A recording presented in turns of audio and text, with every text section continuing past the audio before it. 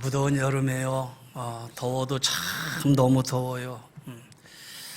모르겠어요. 제 기억에 38도, 9도까지 올라간 기억은 별로 없는 것 같은데, 날씨가 38도, 39도, 실제 느껴지는 건 아마 40도가 넘지 않을까. 오늘도 역시 이 안에는 그래도 시원하지만 문 열고 나가면 무척 더운 그런 날씨입니다.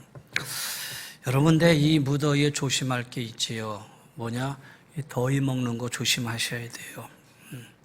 여러분, 더위를 먹는다. 이게 무슨 얘기냐면, 더위를 먹으면 어떤 증세가 나냐면은, 더위를 먹는다는 것이 체온 조절이 잘 안 돼서 나타내어지는 그런 일이라 그래요. 현상이라 그래요. 땀을 막 흘려서 이 땀을 통해서 체온이 조절되어야 되는데, 그냥 땀을 너무 많이 흘려버리면은 체온이 그냥 올라가 버리게 되고 조절 능력이 저하되고, 그러다 보면 사람이 어떻게 되느냐, 아주 무기력해지고 음식맛도 잃어버리고 식욕이 떨어지게 되고, 그러다 보면 두통도 오고 복통도 오고 설사도 오고, 거기다가 면역력이 또 떨어지면 질병에 걸리기도 쉽고, 또 이미 걸린 질병은 쉽게 낫지도 않고, 아직 더위를 먹었다라고 하는 우리 성도들의 보고가 아직 목회실에는 받지는 못했지만은, 여러분 이 더위에, 무더위에 조심해야겠다라는 생각을 하게 돼요. 오늘 제가 왜 이 말씀을 드리냐 하면요, 우리가 육체적으로, 육신적으로 더위를 먹은 것, 이거 참 조심할 일인데, 더 조심할 일은 우리가 영적으로 우리의 신앙의 더위를 먹는 것도 조심해야 된다라는 거예요. 더위를 먹으면 나타내는 이 증세가 우리 신앙생활에도 비슷하게 나타난다라는 얘기예요. 여러분, 인간은 환경의 지배를 받지 않고 살 수는 없어요.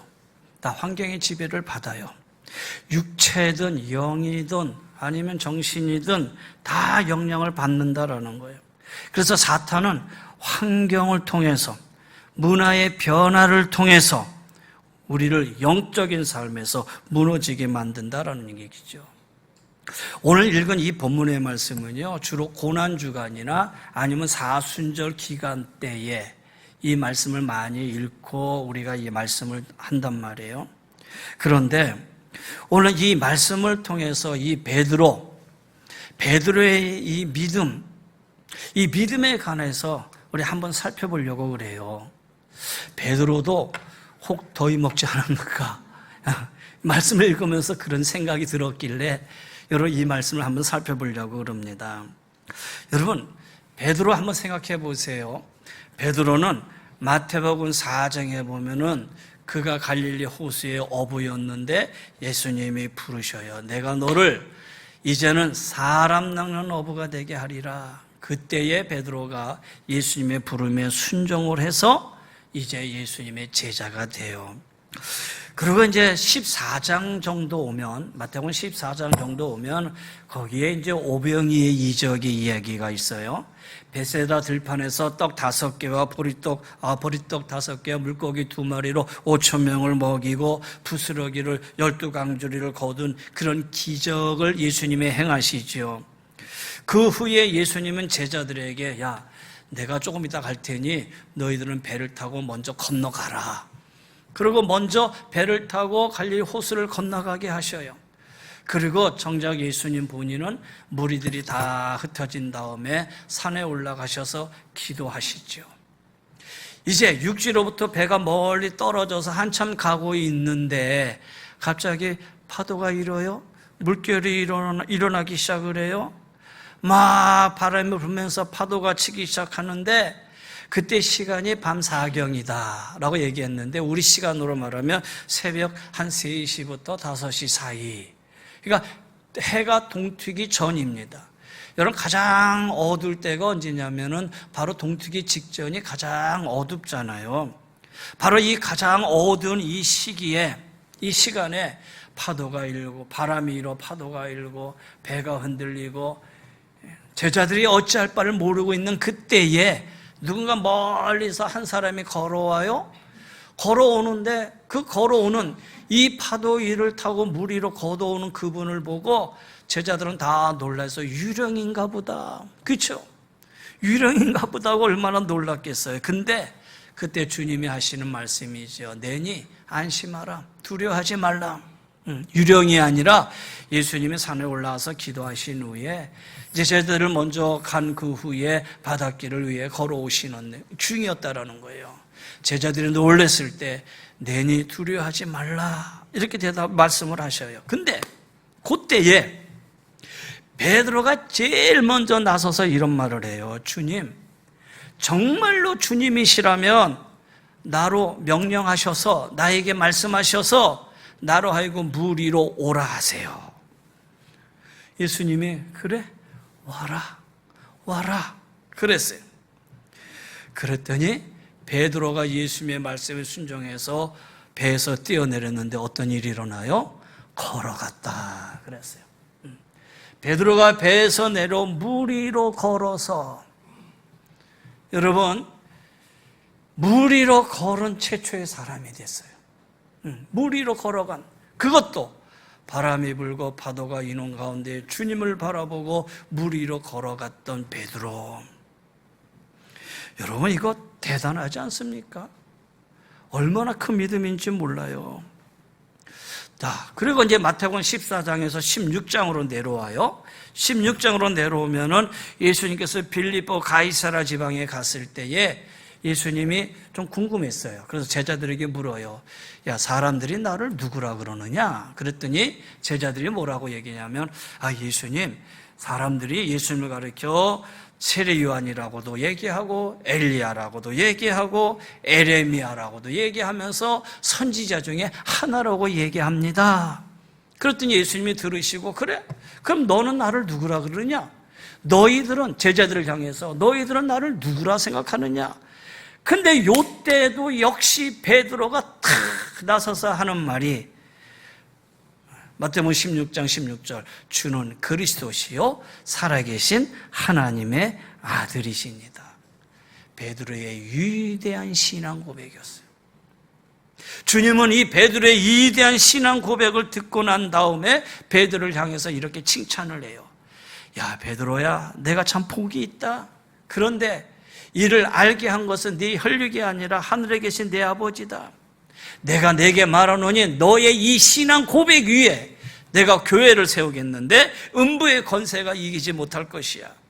그리고 너에게 천국의 열쇠를 줄 텐데 이 천국의 열쇠를 가지고 네가 땅에서 매이면 하늘에서도 매일 것이고 땅에서도 풀면 하늘에서도 풀릴 것이다. 여러분, 이건 놀라운 축복 아닙니까? 정말 큰 축복이죠. 이 땅에 이런 축복받은 사람이 누가 있겠어요? 가톨릭에서는 그래서 베드로가 초대 교황이 되었다 이렇게 얘기를 하잖아요. 천국의 열쇠를 받은 자였다라는 거예요. 자, 그 이후에 마태복음 19장으로 이제 내려갑니다. 16장에서 19장으로 내려보면은 예수님이 제자들에게 가르치는 말씀 중에 이런 말씀을 하셔요. 부자는 천국에 들어가기가 낙타가 바늘귀로 들어가는 것보다 더 어렵다. 부자가 천국 가는 게 어렵대요. 부자가 천국 가는 것보다 오히려 낙타가 바늘귀로 들어가는 게 더 쉽다. 그랬더니 제자들이 고개를 까우뚱거리고 놀래요. 그러면서 하는 말이, 그렇다면 주님, 누가 구원을 얻을 수 있겠습니까? 그때 예수님이 이렇게 대답했죠. 사람으로는 할 수 없지만 하나님으로는 다 할 수 있느니라. 사람으로는 할 수 없지만 하나님은 다 할 수 있느니라. 그랬더니 요때에도 또 베드로가 딱 나서서 하는 말이에요. 주님 보세요. 주님 보다시피 우리 모든 거 다 버리고 주님 따랐습니다. 그런즉 우리가 무엇을 얻으리까? 우리가 모든 걸 다 버리고 주님 따랐습니다. 그러니 우리가 무엇을 얻을 수 있겠습니까? 맞아요. 베드로는 같이 일하던 가족도 다, 배도 다 버리고 예수님 따랐어요. 얼마나 믿음 좋은 사람입니까? 여러분 다 버리고 예수 믿으라면 여러분 믿을 수 있겠어요? 근데 베드로는 다 버리고 예수님 쫓았다라는 거예요. 정말 대단한 믿음이지요. 그리고 베드로의 이 믿음 좋은 모습을 보인 장면이 그 다음 26장으로 내려오면 26장입니다. 오늘 본 26장인데 26장 31절 이하에 보면 예수님이 제자들에게 이렇게 말씀하셔요. 오늘 밤에 너희가 다 나를 버리리라. 기록된 바 내가 내 목자를 치리니 양의 떼가 흩어지리라. 그리고 하신 말씀이 그러나 내가 살아난 후에 너희보다 먼저 갈릴리로 갈 것이다. 그랬더니 그때도 베드로가 나서서 오늘 26장의 33절이에요. 주님, 모두가 주님을 버릴지라도 나는 주를 결코 버리지 않겠나이다. 다 버려도 나는 안 버리겠대요. 사랑하는 성도 여러분, 다른 사람이 다 교회를 간다도 여러분은 이 교회를 지킬 자신이 있지요? 베드로 하는 말이에요. 다 버려도 나는 주님 버리지 않겠습니다. 그랬더니 예수님이 그래? 근데 베드로야, 진실로 내게 말하는데 오늘 밤 다 구르기 전에 네가 나를 3번 부인할 것이야. 그런데 이 말을 듣자 베드로가 한 번 더 나서서 아주 믿음 좋은 말을 합니다. 35절이죠. 내가 주와 함께 죽을지언정 주를 부인하지 않겠나이다. 참, 내가 주님과 함께 죽으면 죽었지. 내가 어찌 주님을 부인할 수 있겠습니까? 그랬더니 다른 제자들도 똑같이 이구동성으로 고백을 해요. 그리고 난 이후에 주님이 베드로와 야고보와 요한을 데리고 겟세마네 동산에 올라가 기도를 하러 올라갔어요. 그래서 제자들을 향해서 야, 내가 힘이 마음이 고민해. 너무 힘들어. 그래 나와 함께 기도하자. 너희들은 여기서 기도해. 나는 여기서 기도할 테니까. 그리고 주님 기도하고 와서 봤더니 이 제자들이 쿨쿨 자고 있네. 그래서 주님이 이렇게 말씀하시잖아요. 야, 나와 함께 한시도 깨어있지 못하겠느냐. 시험에 들지 않게 깨어 기도하라. 마음은 온이로되 육신이 약하는구나. 이렇게 말씀을 하셔요. 그리고 주님은 또다시 가서 기도하다가 또다시 와서 봤더니 역시나 또 자고 있어요. 너희들 눈이 너무 피곤하구나. 너희들 눈에 아주 졸음이 아주 쏟아붓는구나. 그리고 예수님이 다시 오셔서 다시 나아가서 기도하는데 그때에 예수님 45절에 가서 보면 이렇게 얘기합니다. 자, 이제는 자고 쉬어라. 때가 가까웠으니 인자가 죄인의 손에 팔리우리라.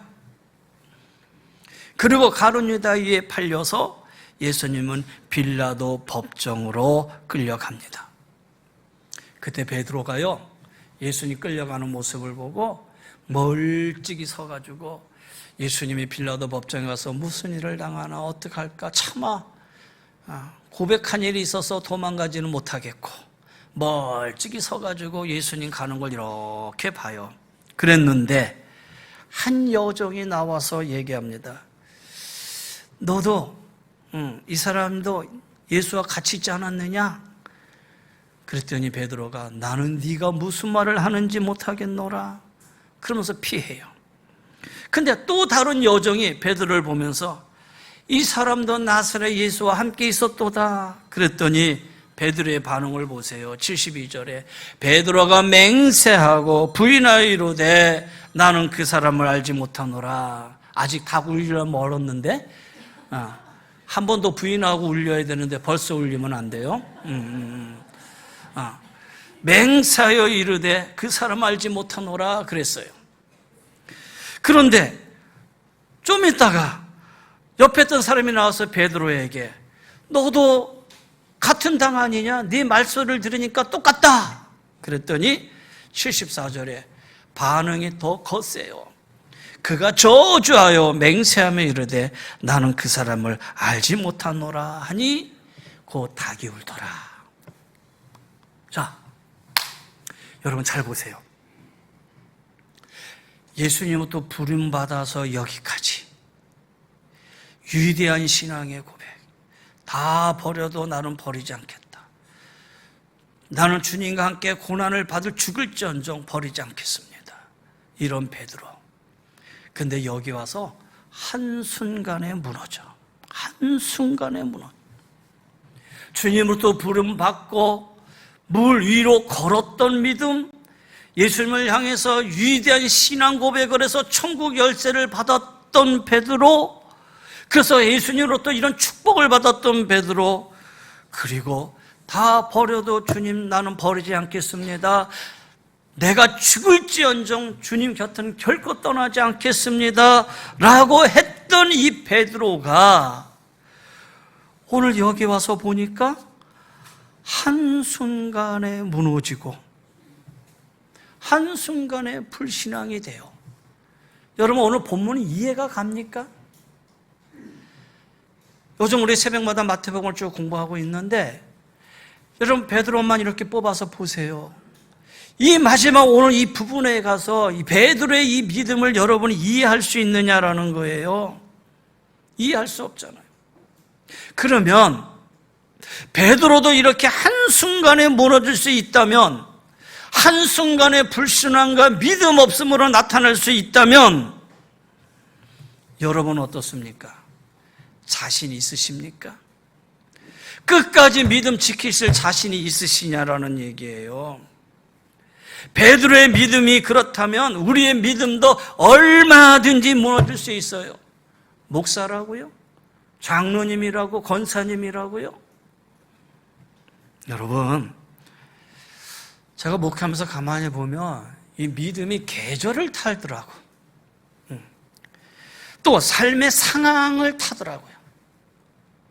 열심히 하다가도 여름 되고 그러면 뭔가 또 더워지고 지치고 넘어지고, 가을에 되면 또 싱숭생숭해서 또 교회 안 나오고, 또 살다가 보면은 또 힘들고 어려우면 교회 빠지고, 잘 되면 될 텐데 잘 된다고 해서 또 안 나오고, 상황에 따라, 환경에 따라, 시대에 따라, 계절에 따라 우리의 이 신앙생활을 주님이 보면 어떨까? 어떻게 나의 신앙을 보고 계실까? 여러분, 그런 생각 안 드십니까? 우리의 신앙생활도 사회 문화에 맞추어 시대를 거슬러 올라가지는 못하고 오히려 시대의 흐름에 맞추어가는 경향이 있지 않느냐라는 거예요. 구역 모임을 방학은 했지만 사실 구역 모임을 방학하게 된 동기가 더우니까 모이기 어렵잖아요, 집에 가면. 근데 그것도 핑계지.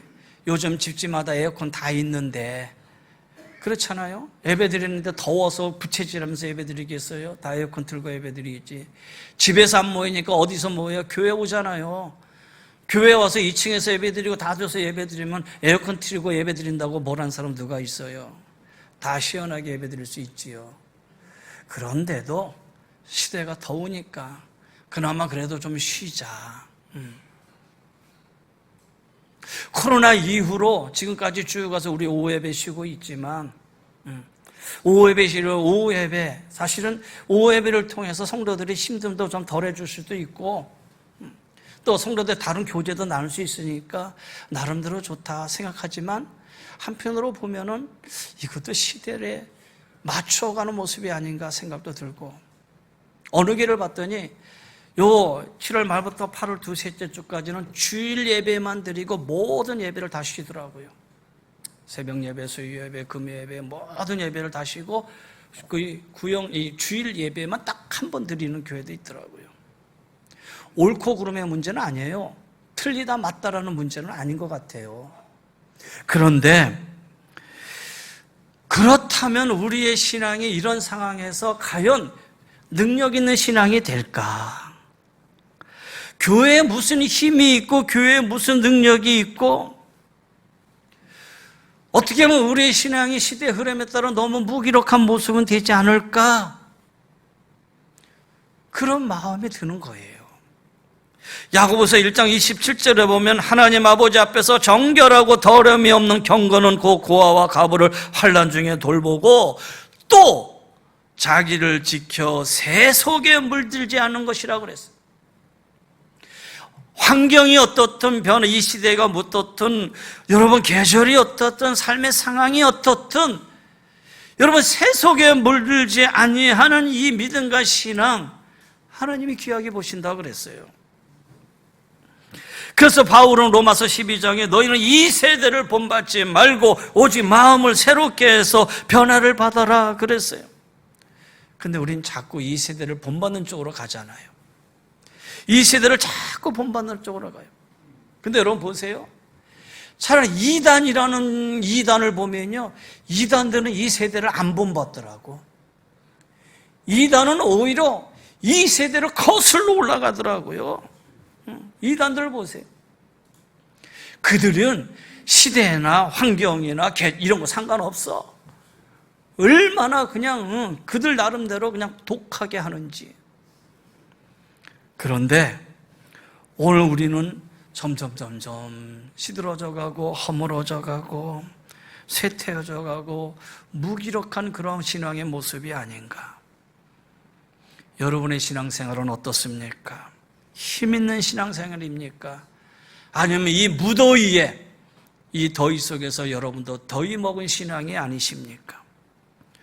여러분 더위를 먹으면 입맛이 없잖아요. 식욕이 떨어지잖아요. 밥이 먹히지 않잖아요. 그러다 보니까 힘이 없잖아요. 우리 신앙도 마찬가지. 말씀의 맛을 느끼지 못하는 모습들, 말씀을 잘 먹지 않아요. 어지간한 말씀은 그 맛도 느끼지도 못해요. 성경 자체 손에 잡지도 않아요. 말씀의 맛을 아예 잃어버려요. 그러니 영적으로 무슨 힘이 있겠어요? 신앙적으로 탈진되고 말지요. 여러분 이 더위에 여러분 식사 잘 하셔야 돼요. 그래야 더위를 이길 수 있어요. 옛말에 밥맛이 없으면 무엇으로 먹으라고 그랬어요? 입맛으로 먹으라고 그랬잖아요. 먹고 입맛이 없으면 어떻게 돼요? 억지라도 먹으라고 그러잖아요. 영적도 마찬가지예요. 시편 기자는 말씀이 송이 꿀보다 달다고 했는데 송이 꿀은커녕 설탕 맛이라도 좀 느꼈으면 좋겠어요. 덥다고 말씀 읽지 않고 듣지 않으면 우리의 영적인 생활도 이렇게 된다라는 거예요. 더울수록 더 잘 먹기 위해서 사람들이 복날을 정해놓고 그 복날을 통해서 삼계탕도 먹고 그 다음에 나가서 보시탕도 먹고 그러면서 아무리 환경이 아무리 변해도 그 삶 속에서 이기려고 애를 쓰잖아요. 근데 왜 우리의 신앙의 노력은 그런 것이 없는지 모르겠어요. 여러분 억지로라도 말씀 붙드시기를 바랍니다. 억지로라도 성경 붙드시고 제 말씀이 그렇게 은혜가 안 되더라도 그래도 와서 귀를 열고 들으시기를 바랍니다. 여러분 그래야 영적으로 힘을 얻을 수가 있는 거예요. 더위를 먹으면요 복통과 설사가 일어날 수 있다고 그러잖아요. 고통이 찾아온다라는 거예요. 아픔이 있다라는 거예요. 그래서 먹은 음식물 다 쏟아내잖아요. 마찬가지래요. 신앙도 더위 먹으면 이런 현상이 있어져요. 말씀이 공급되기 전에 다 쏟아버리게 돼요. 말씀을 읽고 들어도 깨닫지 못하고 다 토해버리고. 여러분 오늘 이 본문의 베드로 이해가 안 간다고 그랬는데 뭐가 이해가 안 가냐면 저는 보면서 아니 어떻게 첫 번째 하인이 와가지고 너 예수님과 같이 있었잖아. 아니 난 몰라. 그럼 몰라 하고 말하고 나서 그 다음에 아 예수님이 말씀하셨구나 깨달아야 되지 않겠어요? 두 번째 너 그 사람이잖아. 아 난 몰라. 왜? 첫 번째, 두 번째, 세 번째 할 때까지 전혀 왜 베드로에게는 기억이 나지 않았을까? 아니 한 번 정도는 기억해야지 왜 세 번 동안이야? 아이 목사님 예수님 말씀이 이루어져야 되잖아요. 그건 두 번째고 왜 한 번 부인하고 두 번 부인할 때까지도 모르고 세 번 그리고 나니까 그때서야 그것도 닭이 울고 나니까 생각이 났을까라는 거예요. 아마 닭도 안 울었으면 생각 못 났을 것 같아요. 여러분 종들의 말을 들었을 때 곧바로 생각해야 되는데 전혀 생각하지 못했다. 여러분 어떻습니까? 말씀 들을 때 생각나지 않아서 죄를 버젓이 짓고 있지는 않는지, 죄의식도 없이 그냥 살아가고 있지는 않는지, 베드로와 같이 무기력한 모습으로 살고 있지는 않는지, 그 위대한 베드로, 예수님의 수제자인 베드로, 위대한 신앙 고백을 한 베드로, 물 위로 걸어갔던 베드로, 그런데 아주 아주 연약한 여종 하나에 무너져요. 아주 적은 여종, 작은 여자의 이 한마디에 이 베드로가, 위대한 베드로가, 이 거장이 푹 무너지고 말았다라는 거예요. 얼마나 이 작은 힘에도 무기력한 모습인지 여러분 잘 보시고 생각하셔야 돼요. 우리의 믿음 아니다라고 말할 수 없다라는 거예요. 더위를 먹으면 면역력이 떨어진다고 그랬잖아요. 그래서 작은 병에 걸리기 쉽다고 그랬잖아요. 같은 음식을 먹어도 면역력이 강한 사람은 식중독이 안 걸리는데 약한 사람은 식중독에 걸려. 같이 앉아서 똑같이 똑같이 음식을 먹었는데 이 사람은 안 걸리고 이 사람은 걸려. 왜 그러겠어요? 면역력의 문제 아니겠어요?